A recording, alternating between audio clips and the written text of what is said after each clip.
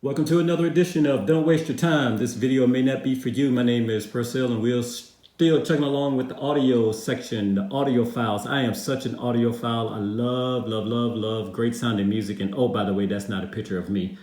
You know, music started way back in 1877 with records. In the 1920s, they had reel-to-reel. In the 1940s, they had these so-called cardboard records. In 1963 to 1970, a variety of different cassette tapes that came out that also made the cassette player. In 1965, 8-tracks came out. In 1976, we heard of the Betamax and then VHS.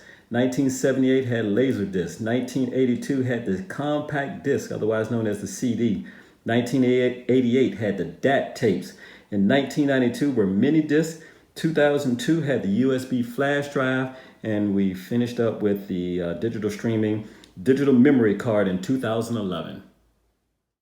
So as a young man, my father bought my first boom box. That led me to buy another bigger boom box. And then as I got my own money, I started to buy a Walkman and a Discman. And when I was in the military overseas, I bought a mini disc player. And now I have a digital audio player, which is known as a DAT player. That plays high resolution music, and I listen to it every day on the bus going from Southern Maryland to the United States Capitol and back. My first car had an 8-track player. Then it had a cassette player. I got rid of the cassette player and I replaced it with a CD player.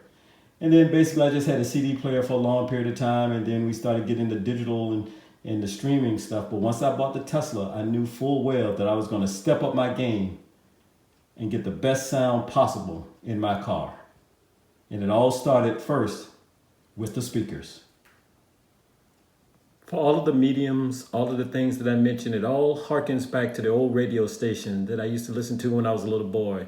That influenced me so much in my lifetime. I used to tell my father, drive me to the radio station so I can see somebody famous. And he always would crush my memories by saying, boy, it's just a record.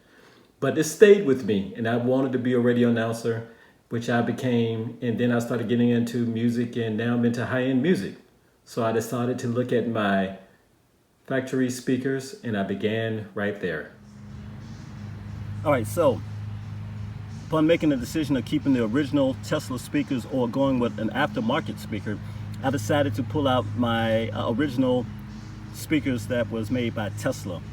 I keep them in this box just in case I want to put the original speakers back in if I sell the car, but I doubt that very seriously. Here are the 5 speakers that were pulled out. First speaker I'd like to bring to your attention is the center channel. This center channel is used primarily for your navigation direction, and sometimes you may get a little bit of music depending on if you're playing some streaming that is in high definition. But always you will get all your information out of your center channel when you have the navigation on. Here you have the 2 tweeters right here, both left and right, and then you have the door speakers both left and right. Now I did some research a few years back, almost 4 years back. I think these speakers are made by a company called Sin, which is S-I-N-N. But interestingly enough, these speakers are made in China. Right? You see them right there. This is a mid-woofer, 2 ohm, 2 channel, meaning that you'll get some type of mid-bass, mid-range, and then a little bit of high-end right here. So I had these speakers pulled out and I replaced them with the Audio Frog speakers. Now keep in mind, speakers are speakers are speakers. No matter what type of speakers you have in your car, be it Tesla speakers or aftermarket speakers, your speakers will be driven by the amplification. If you keep this in mind, if you play music, that music has to be driven by an amp. And the amp would make that separation of clarity of music that will flow through your speakers. If you're just trading speakers for speakers and you expect to hear a different sound, you may hear a slight different sound, but it's all about amping or having that amp in your car to make that sure power, sure cleanliness, that sure high end that you are seeking for. You can go inside your car and you can make the bass heavier, you can make the mid-range less, you can make the high end heavier or lighter. But again, it's all driven by your amps, and I will show you that once I get to my car. But I just want to share with you, these are the original factory speakers in my Model S Tesla 2015.